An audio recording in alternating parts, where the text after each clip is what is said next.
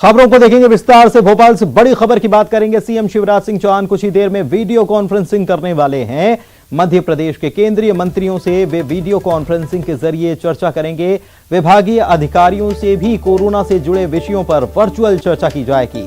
Virtual चर्चा में मंत्री थावरचंद गहलोत, नरेंद्र सिंह तोमर, धर्मेंद्र प्रधान, प्रहलाद पटेल और फग्गन सिंह कुलस्ते के साथ ही केंद्र सरकार की प्रतिनियुक्ति पर तैनात अधिकारी भी जुड़ेंगे।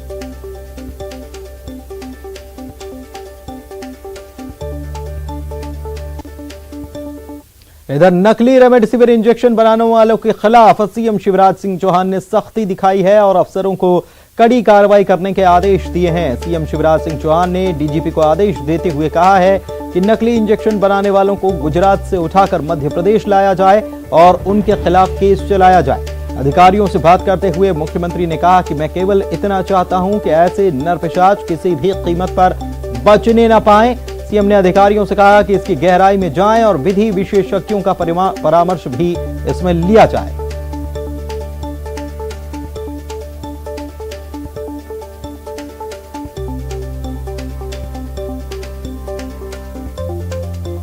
जिसको लगेगा उसको फायदा नहीं होगा। नकली उसने ले लिया तो असली तो लेगा नहीं, क्योंकि उसको संतोष हो गया कि मेरे तो इंजेक्शन लग गया, या उसके परिजनों को संतोष हो गया। लेकिन प्रॉपर इंजेक्शन नहीं मिलने से भी मृत्यु हो सकती है। हो सकता सही मिल जाता तो बचने की संभावना थी। इसलिए इसका विधिपूर्वक परीक्षण करके मैं केवल इतना चाहता हूं कि ऐसे नरपिशाच किसी भी कीमत पर बच ना पाए, छूट ना पाए। नहीं तो ये छोटा मोटा गैररातन वगैरह, गैररातन हालांकि छोटा नहीं, लेकिन ऐसे बच ना जाए। इसलिए इसकी गहराई में जाए, गहराई में जाके करें और विधि विशेषज्ञों का परामर्श भी ले लिया जाए। मेरी मंशा है कि ऐसे लोग बचे ना किसी भी कीमत पर। तो इसमें ये तो पूरी संभावना है कि तुमने जानबूझ के नकली बनाया, और नकली बना तो उसको असली नहीं लगा, तुम्हारा नकली लग गया। हो सकता है वो बच जाता, तुम्हारे नकली के कारण नहीं बचा वो। और इसलिए मामला बिल्कुल गंभीर हत्या का बनता है। इसमें तो मत तो क्या गुजरात में जो बना है वहाँ का वो भी सब आरोपी बनेंगे इसमें। हाँ बिल्कुल, उनको भी नहीं छोड़ा। मूल तो वही है, बनाने वाले मूल तो वही है, उनको पकड़ना चाहिए। उनको मध्य प्रदेश पुलिस को उठा के लाना चाहिए, गिरफ्तार करना चाहिए। वो ऑलरेडी अरेस्ट हो चुके हैं गुजरात पुलिस। तो आप गुजरात पुलिस से मांगो मध्य प्रदेश में पेशी उनको। हम लेके आएंगे सर, वो तो हमारे मुझे नहीं हो। हाँ, गुजरात से उठा के लाए, क्योंकि इंजेक्शन तो यहाँ बेचे गए। और बात बड़ी खबर की करते हैं। मध्य प्रदेश के जबलपुर में मिले नकली रेमडेसिविर इंजेक्शन का मामला अब सुप्रीम कोर्ट पहुंच चुका है। सुप्रीम कोर्ट में समाजसेवी नंदलाल सिंह और रंजीता राव ने याचिका दायर की है। इस पूरे मामले की जांच सीबीआई से कराने की मांग की गई है। आपको बता दें कि याचिका दायर करने वाली रंजीता राव के पति का उसी सिटी अस्पताल में इलाज चल रहा था जहां नकली रेमडेसिविर इंजेक्शन के इस्तेमाल का आरोप है, और रंजीता के पति की वहां इलाज के दौरान मौत हो चुकी है। इस याचिका में दलील दी गई है कि मध्य प्रदेश समेत कई राज्यों में इस नकली इंजेक्शन की खेप पहुंची थी, और इस मामले में पुलिस ने सरगना और सिटी अस्पताल के संचालक सरबजीत सिंह मोखा की रिमांड तक नहीं मांगी है। वहीं यह भी आरोप याचिका में है कि इतने बड़े नेक्सस की जांच करने में पुलिस ढिलाई बरत रही है। माना जा रहा है कि आने वाले दिनों में इस याचिका पर सुनवाई हो सकती है। ये याचिका जो सर्वोच्च न्यायालय के सामने दाखिल हुई है, ये नंदलाल सिंह जी हैं, एक वरिष्ठ पत्रकार भी हैं, समाजसेवी भी हैं, एकता परिषद से जुड़े हुए हैं, उनने लगाई है। और उसके साथ एक रंजीता राव जी हैं, जिनके पति मोखा जी के अस्पताल में ही एक दिन में नहीं रहे। उनको रेमडेसिविर भी लगा, उसी दौरान लगा जब ये सब रैकेट चल रहा था, और उनकी जान आज हमारे बीच में वो नहीं है। उनकी जान जाती रही, किस कारणों से जाती रही इसका पता नहीं चला, आज तक उनको पेपर नहीं मिला। इन सबको देखते हुए एक, और दूसरा ये देखते हुए कि गुजरात से ये सब मामला चालू हुआ था कि वहां पे 1 लाख से ज्यादा उनने बनाए, फिर मध्य प्रदेश में करीबन 1200 से ऊपर उनने सप्लाई किए। तीसरा, उनने और कई प्रदेशों में भी किए हैं, सुनते हैं राजस्थान में किए हैं, और जगह किए हैं। तो चूंकि ये इंटर स्टेट मामला हो गया है, तो इसलिए भी, और प्रकरण भी दर्ज किए गए हैं, जैसे गुजरात ने एक किया हुआ है, जबलपुर में एक दर्ज हो गया है। तो मल्टीप्लिसिटी को देखते हुए जो सेंट्रल एजेंसी है, सीबीआई है, इसके लिए बनी हुई है, उसकी मांग करी है हमने कि वो ही इसका आगे इन्वेस्टिगेशन। इधर ब्लैक फंगस को लेकर सीएम शिवराज सिंह चौहान ने बैठक की, जिसमें इलाज मुहैया कराने के निर्देश दिए गए और कहा गया कि ये चिंता का विषय है। निर्देश दिए गए कि प्रोटोकॉल के तहत इलाज किया जाए। सरकार ऐसे मरीजों को मदद करेगी जो आर्थिक रूप से कमजोर हैं। ऐसे मरीजों का मुफ्त में इलाज किया जाएगा। एमपी में अब तक 50 मरीजों की पुष्टि हो चुकी है। ब्लैक फंगस के संक्रमण की घटना सामने आ रही है और वो बहुत भयानक है। जो सुना है, आंख पे जो इफेक्ट होता है, बाकी जो प्रभाव होते हैं, किसी का तो पूरा जबड़ा ही निकाल देना पड़ा, आंख निकालनी पड़ी। तो ये मेरा चिंता का विषय है। इसमें नाक, मुंह, दांत, आंख, मस्तिष्क और बाकी अंग भी संक्रमित हो जाते हैं। और अभी तक 50 रोगियों की पुष्टि अब तक हुई है पूरे प्रदेश में।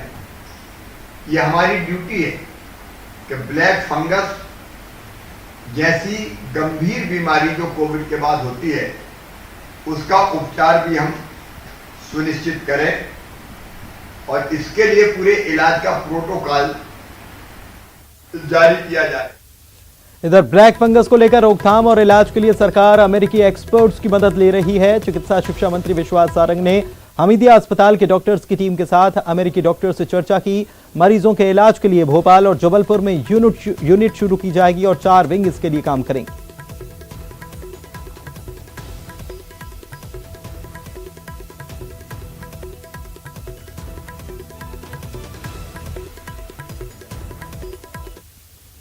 इधर एमपी में म्यूकोरमाइकोसिस यूनिट बनाई जाएगी। ब्लैक फंगस को लेकर प्रदेश सरकार गंभीर है और चिकित्सा शिक्षा मंत्री ने इसके निर्देश दिए हैं। जैसा कि अभी खबर भी आपको बता रहे थे, स्ट्रेटजी प्लान तैयार कर रही है सरकार और गांधी मेडिकल कॉलेज भोपाल और जबलपुर मेडिकल कॉलेज में इसे स्थापित किया जाएगा।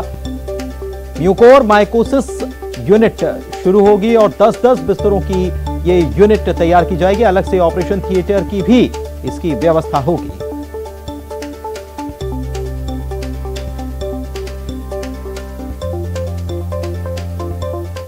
इधर छत्तीसगढ़ सरकार की पहल सामने आई है। सीएम भूपेश बघेल ने पोर्टल का शुभारंभ किया है। 18 से लेकर 44 साल तक के लोगों के लिए टीका लगाने के लिए सीजी टीका ऐप का शुभारंभ किया गया है। मुख्यमंत्री भूपेश बघेल ने इस ऐप की शुरुआत की है। इंट्रोड्यूस ऐप सीजी टीका का शुभारंभ हुआ। इस ऐप पर रजिस्ट्रेशन किया जा सकेगा।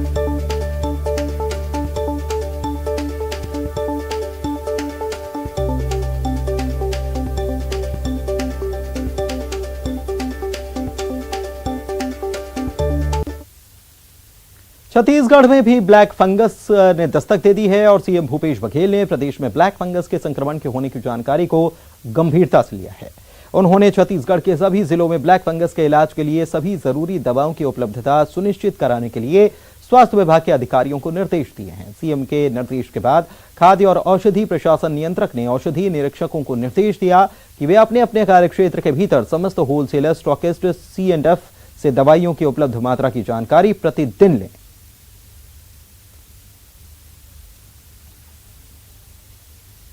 वहीं छत्तीसगढ़ में ब्लैक फंगस के मिलने के मामले पर वरिष्ठ नेत्र रोग विशेषज्ञ डॉक्टर आशीष महोबिया ने कहा है कि यह गंभीर मामला है। ब्लैक फंगस के मरीजों में जान का खतरा बहुत ज्यादा रहता है, लेकिन ऐसा नहीं कि हर किसी को जान का खतरा रहता है।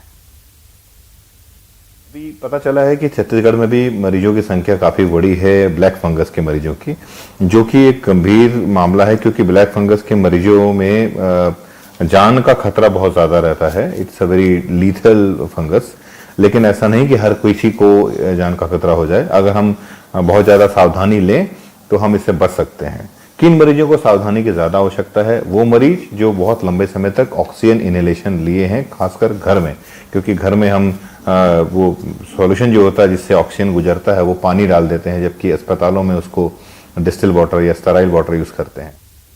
मध्य प्रदेश में नकली रेमडेसिविर इंजेक्शन मामले में अब जांच का दायरा बढ़ सकता है। गुजरात पुलिस की टीम आरोपी सपन जैन को लेकर जबलपुर पहुंची है और आरोपी सपन जैन से जबलपुर और गुजरात पुलिस ने घंटों पूछताछ की है। माना जा रहा है कि कई खुलासे हो सकते हैं। इसके साथ ही कुछ जगहों पर दबिश भी देखने को मिल सकती है। बता दें कि गुजरात पुलिस ने 7 मई को भगवती फार्म के मालिक सपन जैन को गिरफ्तार किया था और इसे गुजरात लेकर गई थी। उधर इंदौर में नकली इंजेक्शन के मामले में अब एक और चौंकाने वाला मामला सामने आया। पुलिस की पूछताछ में नकली इंजेक्शन के चलते कई लोगों की मौत होने की खबर भी मिल रही है। पुलिस ने फरियादियों की शिकायत पर आरोपियों के खिलाफ गैर इरादतन हत्या का मामला भी दर्ज किया है। दरअसल पिछले दिनों विजयनगर पुलिस ने बड़े गिरोह का खुलासा करते हुए 11 आरोपियों को गिरफ्तार किया था, जिनके तार सूरत की फैक्ट्री में बने नकली रेमडेसिविर इंजेक्शन के गिरोह से जुड़े हुए थे, जहां गिरोह नमक और ग्लूकोज से बने हुए रेमडेसिविर इंजेक्शन को इंदौर लाया था। इसमें जो इंजेक्शन्स यहाँ पर बेचे गए हैं उसमें 4 जो मुख्य आरोपी हैं उन्हें पुलिस ने गिरफ्तार कर लिया है। लगभग 3 और आरोपियों से पूछताछ की जा रही है और उसमें भी जल्द ही गिरफ्तारियाँ होंगी। साथ ही साथ पुलिस ने उस हर इंजेक्शन के बारे में डिटेल्स निकालनी शुरू की है जो इस घटना से जुड़ी है। उसे किसे दिया गया, उसका क्या प्रभाव रहा, कितने पैसे में दिए गए, गिरोह के कौन कौन से लोग हैं, कौन प्रत्यक्ष या अप्रत्यक्ष रूप से इससे जुड़े हैं, इन सारे मुद्दों पर पुलिस काम कर रही है। आने वाले दिनों में इसमें कुछ और गिरफ्तारियां होंगी। आज शाम तक इसमें लगभग पूरे मामले में 7 के आसपास गिरफ्तारियां हो जाएंगी। साथ ही साथ इस पूरे जुड़े मामले में जो भी आरोपी हैं जो फिदे से जुड़े हुए हैं उन लोगों के विरुद्ध इसमें एनएसए की कार्रवाई भी की गई है। उनके संपत्तियों का भी डिटेल्स निकाला गया है ताकि उनके अवैध अतिक्रमण को ध्वस्त किया जाए। और वक्त एक ब्रेक का उछला है, जल्द लौटेंगे आप। ब्रेक के बाद आपका स्वागत है। और मध्य प्रदेश के कोरोना बुलेटिन की अब बारी है कि मध्य प्रदेश में क्या रहा बीते 24 घंटे में। तो बीते 24 घंटे में अच्छी खबर ये सामने आई है कि 8,970 मरीज मिले हैं बीते 24 घंटे में, और इससे ज्यादा मरीजों के डिस्चार्ज होने की संख्या 10,324 मरीज डिस्चार्ज हुए।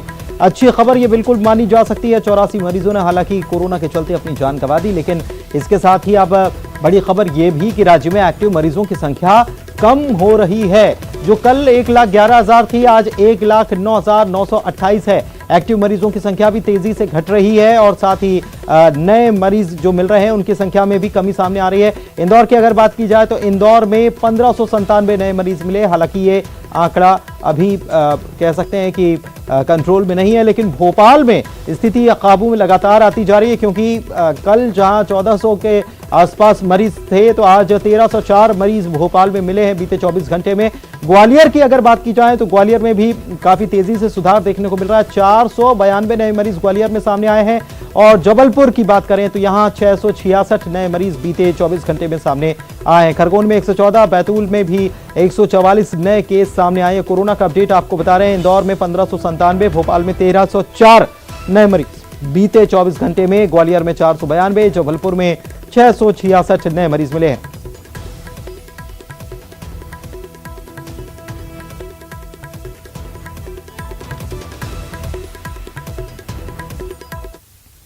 रतलाम में एक शख्स की बेरहमी से पिटाई के मामले में पुलिस और विधायक आमने सामने आ गए। विधायक चैतन्य कश्यप ने पुलिस की बर्बरता का विरोध दर्ज कराते हुए इसकी शिकायत जिले के प्रभारी मंत्री पद से की है, जिसके बाद एसपी ने सब इंस्पेक्टर को निलंबित कर दिया है। बताएं कि विजय बोरा नाम के शख्स की बीती रात पुलिस ने बेरहमी से पिटाई की थी। विजय बोरा अस्पताल से अपनी मां से मिलकर वापस घर आ रहे थे और कुछ दिन पहले ही उनके पिता का भी कोरोना के चलते देहांत हो गया था और उनकी मां अस्पताल में इलाजरत हैं। ऐसे में पुलिस की इस कार्रवाई पर सवाल खड़े हुए हैं। कल रात्रि को घाट बाजार में श्री विजय बोरा जी के साथ में जो पुलिस द्वारा व्यवहार किया गया वो निंदनीय है। किसी व्यक्ति के 4 दिन पहले पिता शांत हुए हों, वो माता घर में बीमार हो और अगर वो घर जा रहा है तो उस समय में इस तरीके से रोक करके उसके साथ में व्यवहार करना है तो स्वाभाविक व्यक्ति को आक्रोश आ जाता है। निश्चित तौर पर मैंने प्रातः देवड़ा जी से, हमारे प्रभारी मंत्री जी से चर्चा करी, वो एसपी और कलेक्टर से भी चर्चा करी है कि इस कोरोना की महामारी में सख्ती करना आवश्यक है, परंतु मानवीय संवेदनाओं को समझना भी आवश्यक है। जो भी राहगीर हो उसे बराबर पूछना चाहिए। अगर वो दवाई लेने जा रहा है, कोई आवश्यक कार्य से जा रहा है, किसी बीमारी के कारण से जा रहा है, तो वहाँ संवेदना रखना चाहिए। और इस तरीके से उनके पाँव पर जो लाठी मारी गई है यह बिल्कुल निंदनीय कृत्य है। कोरोना महामारी के खिलाफ लड़ाई में उत्तराखंड सरकार को रिलायंस फाउंडेशन और अनंत अंबानी ने 5 करोड़ रुपए का योगदान दिया है।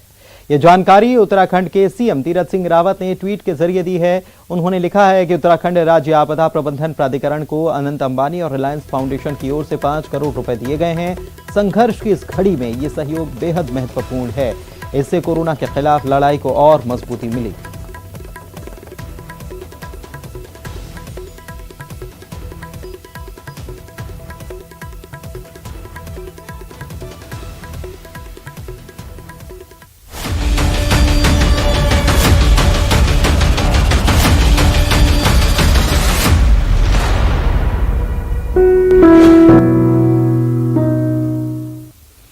कोविड-19 महामारी ने परस्पर निर्भरता की भावना को सुदृढ़ किया है, जिससे पूरा देश विपत्ति में एकजुट होकर मुकाबला कर रहा है। वैक्सीनेशन के ऐलान के बाद जरूरत है हम सभी अपना सर्वश्रेष्ठ योगदान दें, जिससे हम एक साथ मिलकर वायरस को हराने की तरफ कदम बढ़ा सकें। नेटवर्क 18 इस मुहिम में हर कदम पर आपके साथ होगा। जब तक सभी सुरक्षित नहीं होते तब तक कोई सुरक्षित नहीं होगा। इसी सोच के आधार पर हमारे कैंपेन संजीवनी का लक्ष्य ये सुनिश्चित करना है कि वैक्सीन पाना सभी भारतीयों का अधिकार है।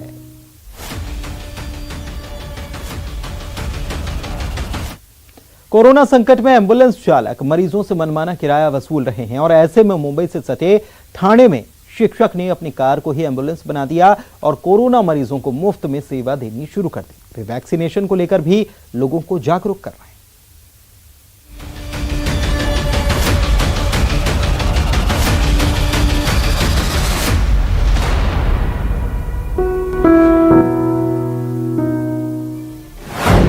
बीमार की सेवा ईश्वर सेवा। अपनी कार बनाई एम्बुलेंस, कोरोना मरीजों के लिए मुफ्त।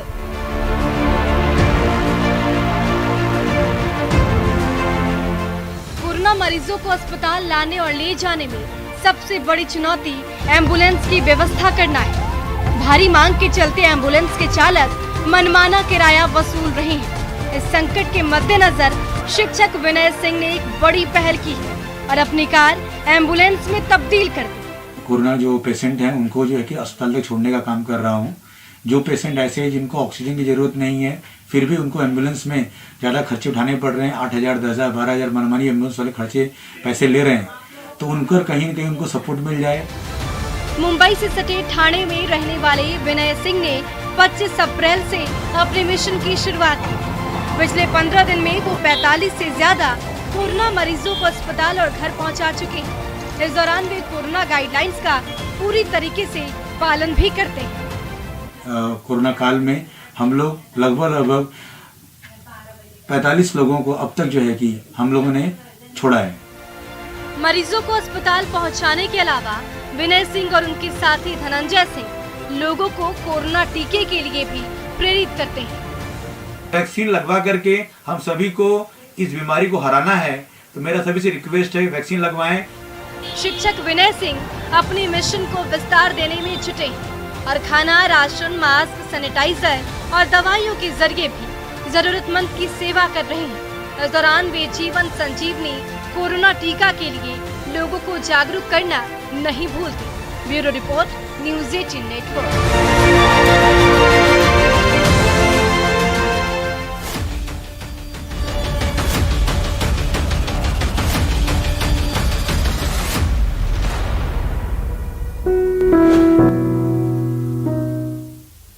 और इसी के साथ खबर असरदार में आज के लिए बस इतना ही। नमस्कार।